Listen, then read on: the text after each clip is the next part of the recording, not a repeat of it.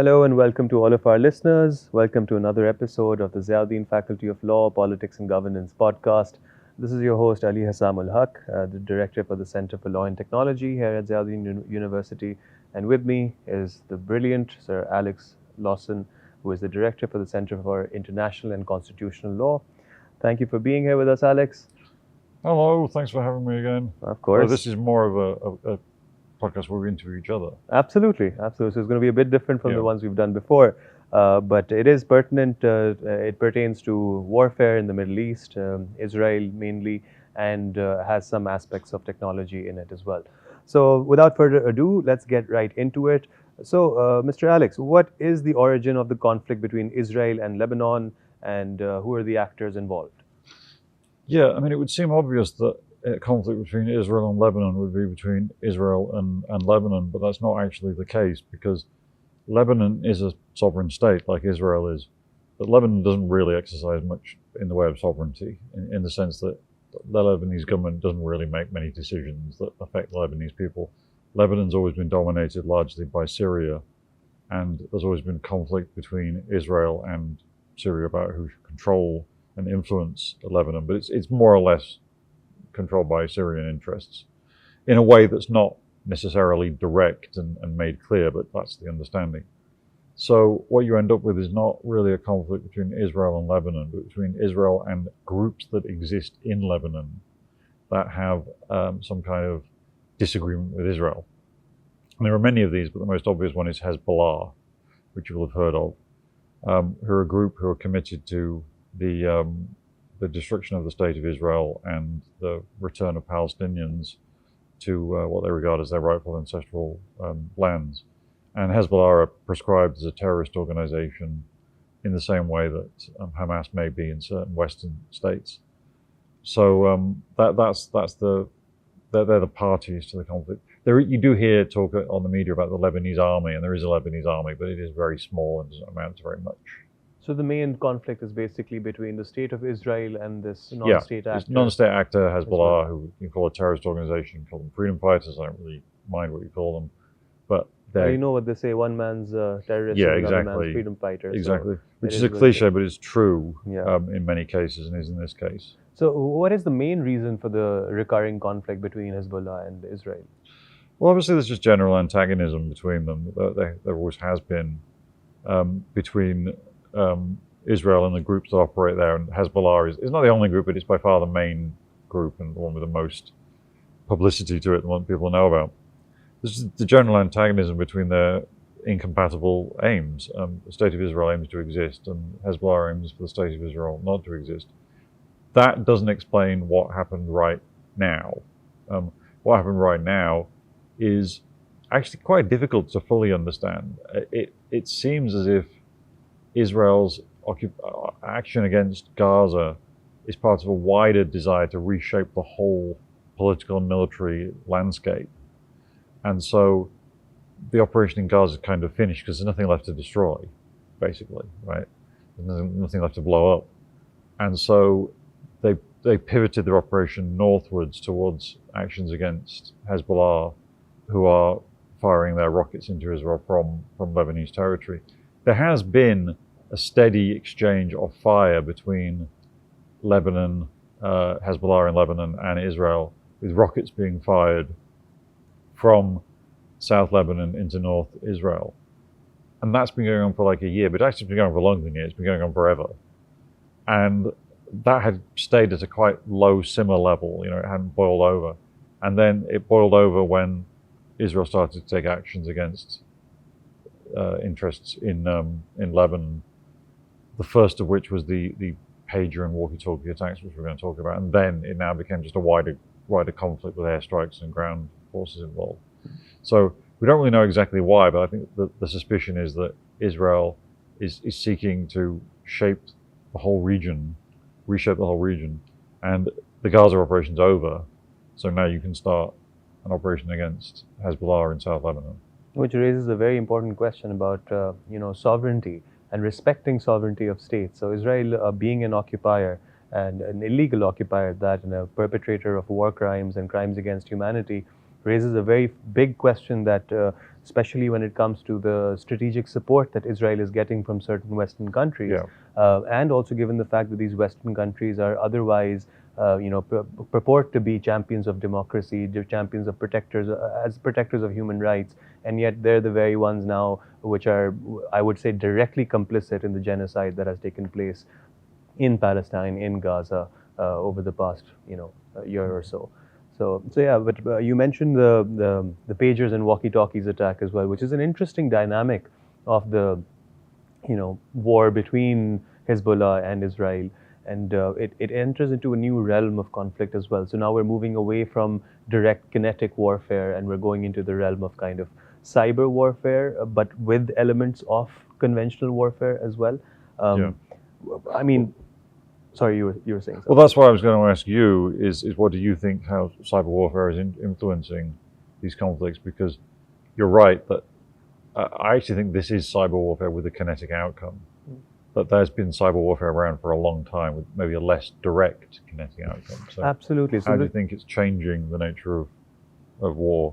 So you very rightly pointed out that it's a bit different of an aspect of cyber warfare than we've conventionally seen. So first of all, it's important to understand the distinction between conventional or kinetic warfare, in which you're obviously leading with either an on-ground incursion into enemy territory, or you're having strategic rockets or bombs or missile attacks, what have you.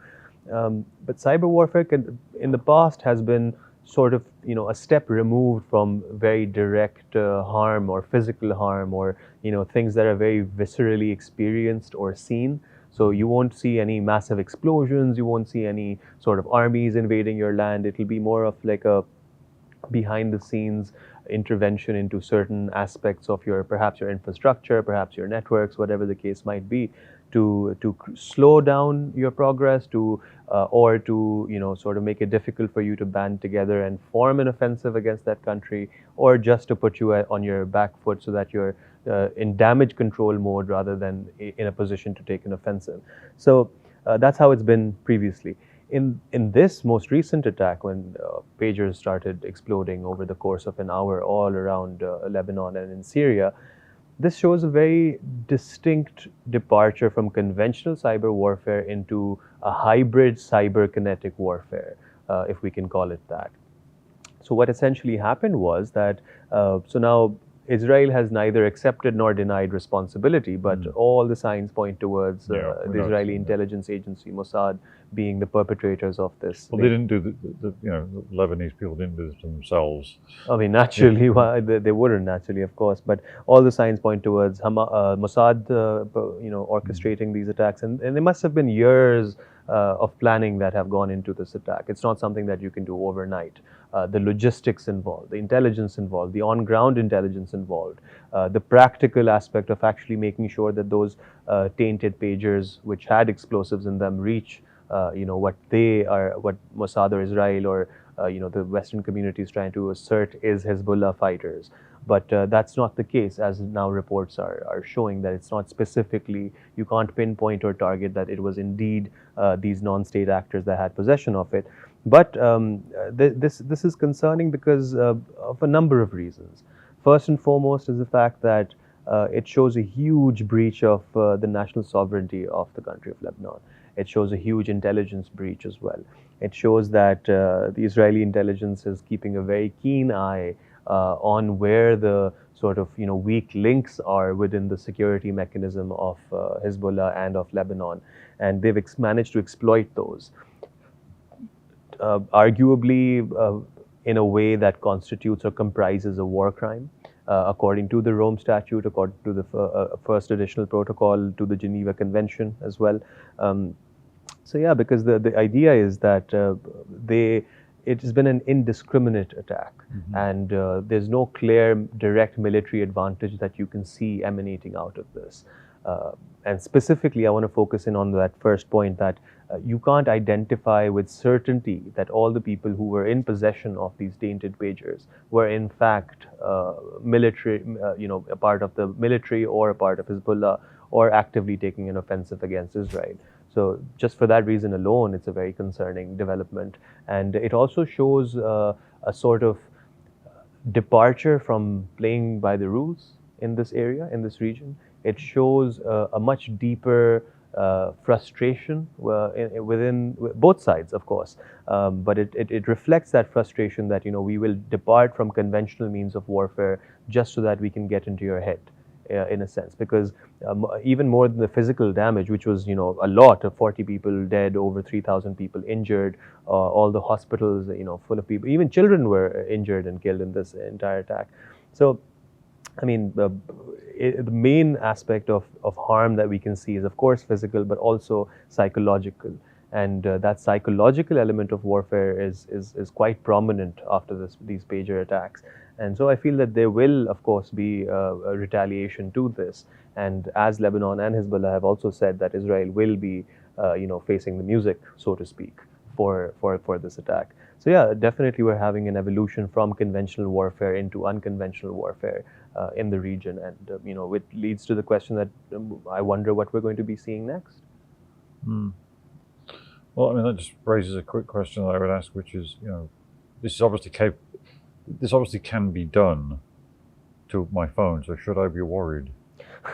So trust in technology is a very important part of technology. Now, as we know, technology in itself is morally neutral. Technology in and of itself can neither harm you nor give you benefit. It's the use of that technology that determines what the eventual output is going to be. So for instance, nuclear technology, right? You can make nuclear energy, you have nuclear medicine, which are two hugely positive aspects of nuclear technology. But however, you have the most destructive power in the world in the form of nuclear weapons and nuclear warfare. Not only the direct blast, but also radiation poisoning and what have you. Then the use of smaller tactical nukes that is quite prevalent in the world. Could potentially be quite prevalent. There have been escalations towards that. I mean, in a sense that certain countries also want to create a divide between the use of conventional large warheads and smaller tactical warheads. So all in all, the technology in itself can't harm you or benefit you, but it's how it's used. So should we be afraid or should we be worried about our smartphones, our laptops? Interestingly, commentators have said when they were discussing the pagers issue that somebody asked them that why wouldn't Mossad target laptops and smartphones? Why would they target pagers? So the idea is that smartphones and laptops are way more technologically advanced, and any cyber attack targeting phones and laptops is more likely to be able to be traced back to its origin, where the attack originated from, rather than using pagers to determine where the attack originated from. So that's one of the reasons. And secondly, again, the distrust with technology, it largely depends on what these bad actors like Israel are using technology for, what ends they're using it for.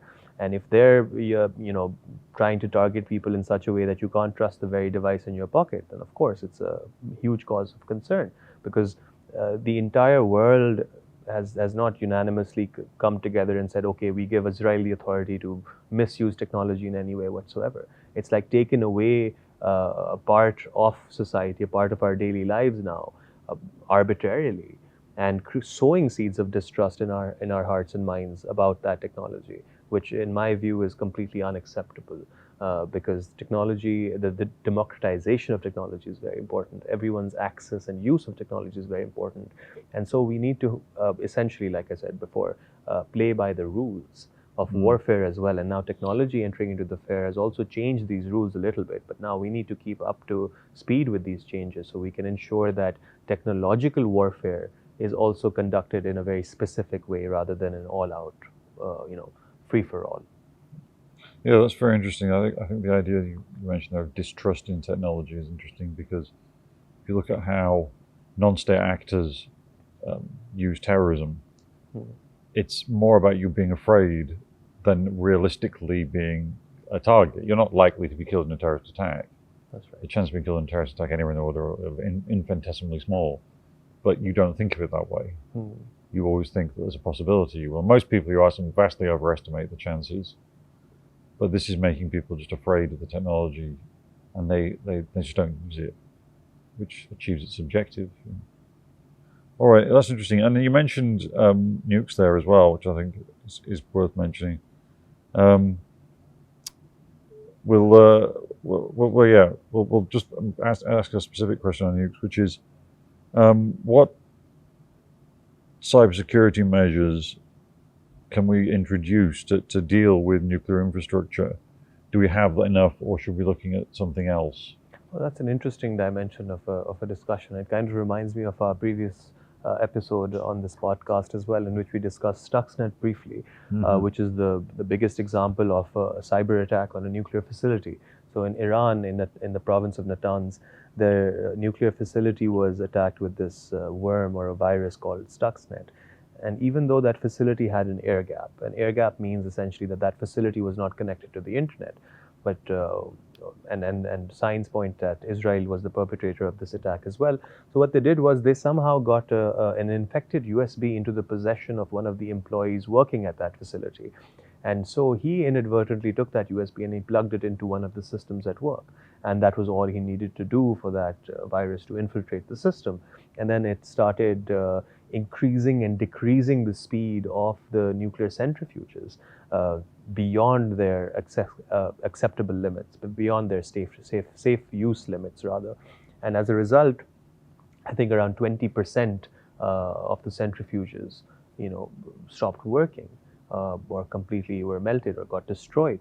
And that was a huge, huge lapse in security of that nuclear facility. Even though they had ensured physical safety, cybersecurity was still an issue.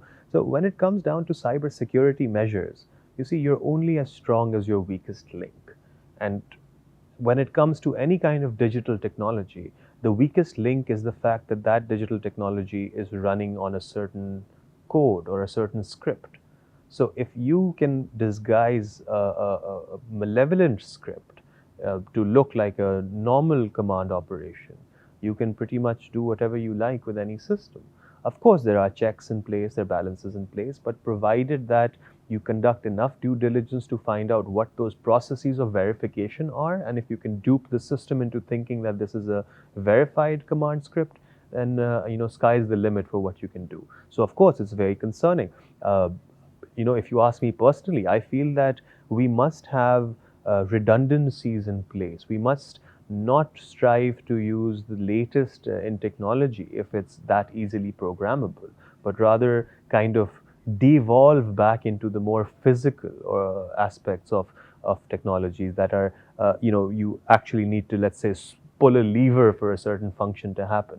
That's still better than, leaving it up to a program or a computer system to manage. And arguably, yes, it's less efficient. Obviously, you're not utilizing technology, but in a sense, more secure. But then there are counter arguments to this as well, that then a physical infiltration will then mean that you can no longer control that facility if it's physically overtaken. Because let's say a bad actor reaches that lever you need to pull, then that's it. That's your last line of defense. So it could also be a hybrid of both of these, that you have a fail-safe lever that you need to pull and execute a line of code at the same time. But then, you have to have a lever corresponding with a specific line of code that does a very specific action, and embed your safety standards or mechanisms into the structure you're creating, into the machinery that you have. So let's say the centrifuges, if they can only spin at speeds between 1000 and 2000 RPM, then you embed it. That it cannot go below 950 or above 2100 RPMs. And by that very reason, or if it is going down that way, or if it's exceeding these parameters, or then what can happen is that a fail-safe kicks in and the entire facility, or that centrifuge at least, gets shut down so that there's no meltdowns and no other negative impacts of that happening. So these are a few ideas you can utilize. But again, the question then remains, should we be worried? Now, the thing is, this question, I feel, is beyond our purview, because we can't call the shots on what nuclear security protocols should be in place. As academics, we can only recommend our ideas like we are doing today and we have done in the past. But implementing them or not is obviously ultimately up to the government in charge of that specific nuclear facility in whatever jurisdiction in the world we're talking about. Great. I mean, I've just got one question, and then, well, I've got two questions. So the first question is just to follow up on that. One of the things that you hear a lot about is using commercial off-the-shelf technology. I'll give you an anecdote. For example, in London, you might see the signs that are up that tell you when your train's delayed. The big signs, and sometimes they go wrong, and it just says Windows 10, and the Windows thing appears. So they're running on Windows. That seems to be incredibly vulnerable because anybody who knows how to use Windows can mess around with the London transport network. Absolutely. And cause chaos. If you send trains and buses all in the wrong way, you're going to kill people. So is that something that is happening more? And is there a trade-off here between? It seems to me that would be a lot more vulnerable using Windows. Of course, it would be. But I mean, nothing against Windows or Microsoft, of course. But using operating systems that are massively known or understood have the potential of being known and understood by bad actors. So the more prominent it is, the more likely it is that you can get hacked or infiltrated by a bad actor. There was a very recent example about this cybersecurity firm that around a huge percentage of commercial enterprises all over the world, including banks and airports and airlines and everyone, and Formula One teams were also using their cybersecurity packages. And they had a sort of an upgrade that was going on, but there was some error during that, and which caused their systems to just not work, whoever was utilizing their cybersecurity package. And as a result, we had thousands of flights that were grounded, that were delayed, that were postponed, that were canceled. Formula One teams, Mercedes was using that system as well, and they had significant disadvantages. They couldn't access their own systems. They could just see that blue update screen, and that's it. And then they were at the whims of this company as well.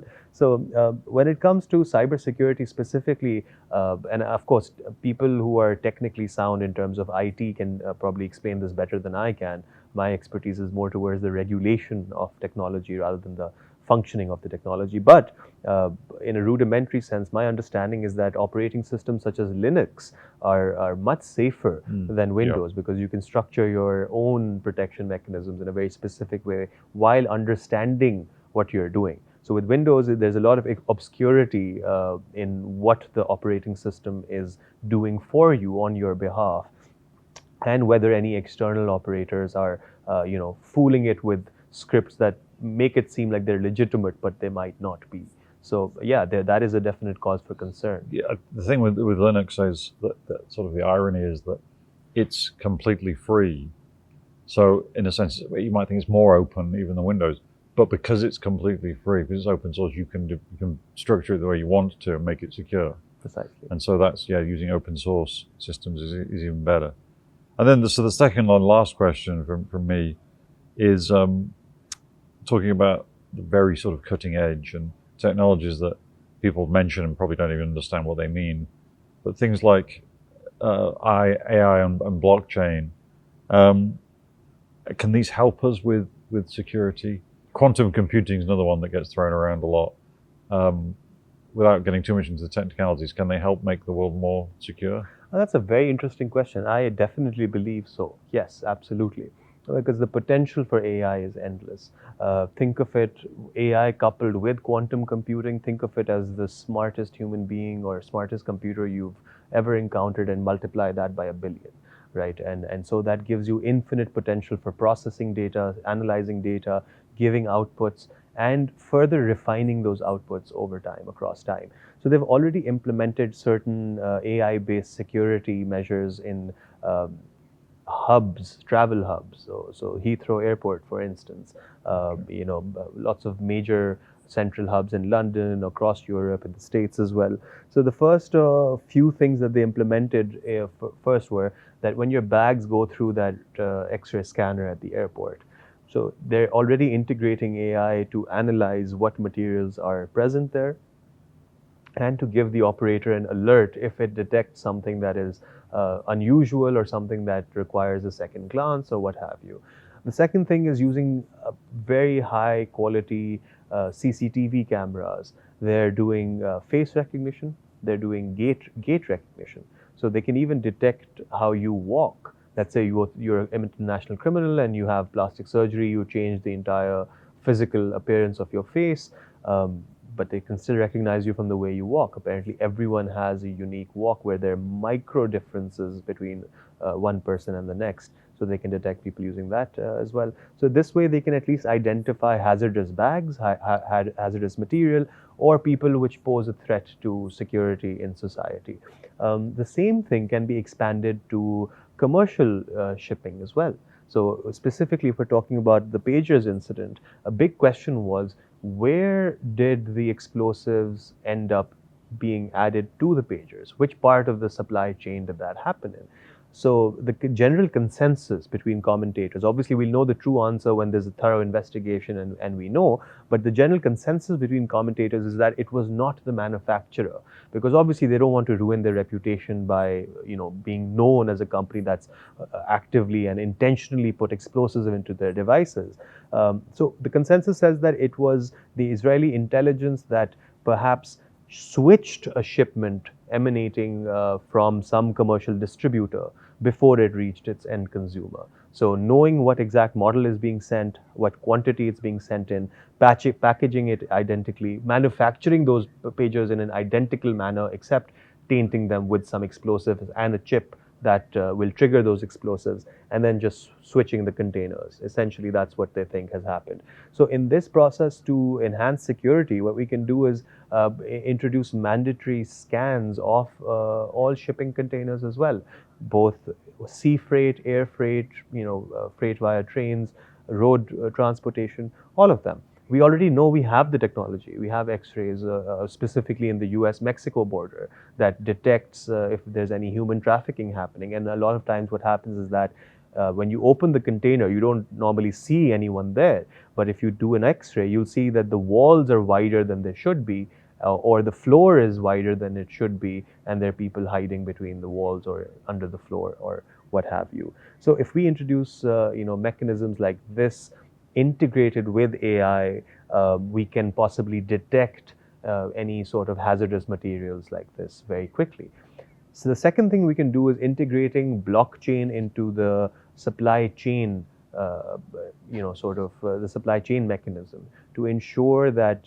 So it's very similar to DocuSign. If you've signed a document online, you know exactly what time the document was opened, what time it was signed, the verification that it emanated from you, and then moving on to the next person. So that's a very rudimentary analogy to what blockchain would represent. Every single part of the supply chain would be studied, analyzed, verified. And you say that, okay, at 2 or 3 a.m. on the 14th of July, a shipment reached so-and-so port, it was checked, everything checked out, and now that data should also be sent to the next port or next point of destination. Let's say it's unloaded at the port and has to go by road to another city. So in that city, before it reaches its end consumer, they should go through a similar check just to verify that the same thing that emanated from the port has in fact reached here. It hasn't been swapped out. And so things like these can be integrated. Obviously, the questions remain about cost, about the time it'll take. But honestly, when it comes to technology, it's very easy to integrate technology in a cost-effective manner and in a manner that takes next to no time. It's just a matter of political intention to do that, because introducing these checks into freight and into shipping would also mean that a lot of illegal goods being shipped will be stopped. And there are certain interests, the cartels, international criminals. These interests will not want that to happen. And their lobbies, obviously we're entering into a political discussion, but their lobbies are normally much stronger than the political will of the people, because they can influence these policies in a much more direct way than perhaps a normal citizen can. So yeah, I mean, we do have tech to sort it out. But another issue when it comes to cyber warfare is a legal issue. And that legal issue is that we don't have, if at all, we don't have any significant international laws pertaining to cyber warfare. There are attempts made to join the dots between conventional warfare and cyber warfare. There have been efforts to enforce conventional warfare laws on events that pertain to cyber warfare. So an example of that is the Talon manual, which is academic and legal, but mainly academic. It kind of tries to explain the application of international law to cyber warfare. But of course, it doesn't carry the same amount of significance, let's say, the Geneva Convention does or the Rome Statute does, which, in the context of the pages exploding, already, the acts of Mossad breach three principles which are found in the Geneva Convention, which is, first, you have to make a distinction between military personnel and civilians. Secondly, it's that your act must be proportional, that the incidental loss of civilian life or injury should not be disproportionate to the direct military advantage, which in this case is severely disproportionate because even children were injured. And the very third aspect is of military necessity, that you're getting a definitive military advantage. And in this case, that's not true, because civilians had it, children were around, all kinds of people who are not actively engaged in warfare were injured as well as a result. In fact, some CCTV footages also show that pages are exploding in public places, in shops, in grocery stores, which is, I would say, categorize this as a terrorist attack rather than anything else. Because yes, 3,000 people, 4,000 people are a very small number compared to the entire population of Lebanon and Syria. But agreeing with your earlier point, it's not about the impact or the damage or the magnitude of harm suffered by people. It's more about the element of terror that's left behind in people's minds. And on this basis, I feel like Mossad in Israel should be categorized as a terrorist and proscribed organization, as opposed to Hezbollah, because obviously the right to self-defense exists for everyone. And these disproportionate attacks, these attacks hidden behind layers of obscurity, where they're not even coming forward and admitting that they were behind these attacks, is of course very concerning and not graceful, if we can ever use that word in the context of warfare. But yeah, to sum it all up and answer your question about whether we can have technology in place to enhance security, absolutely yes. And it boils down to a question of political will and passing the right kind of international laws to ensure that those technologies and that those safeguards are implemented, and there's some safeguards against cyber warfare or a structuring of cyber warfare to happen in a specific way. Yeah, we need to run to a close, but just your point about using existing laws to address novel technological issues, that seems to be the pattern of how things happen in legal regulation. Is the first response is to use what you've already got, and then eventually you realize you can't do that because it just doesn't fit. And I'm older than you, and I know when the internet came along, when it became something we had, there was no legal regulation. So, for example, in the UK, they tried to use laws that had already been created for completely different things, for television, for radio, for film, and they applied those to the internet. And of course, they just floundered on the fact that those were all passive consumer-based interactions, and the internet is a two-way interaction. So it worked for a little bit, but then they realized you're going to need specific laws. Absolutely. So I think that's probably the pattern, is you start out by saying, oh, we can use the Geneva Convention, and then you realize actually we need a new convention. Absolutely. So yeah, that's a fantastic discussion, and I'll bring it to a close this week. So unless you have anything else you want to add, Professor? No, thank you so much, Mr. Lawson. It was a pleasure. So thanks everybody for listening, and keep your ears open for the next podcast after this one. Thank you. Have a nice day. Bye-bye.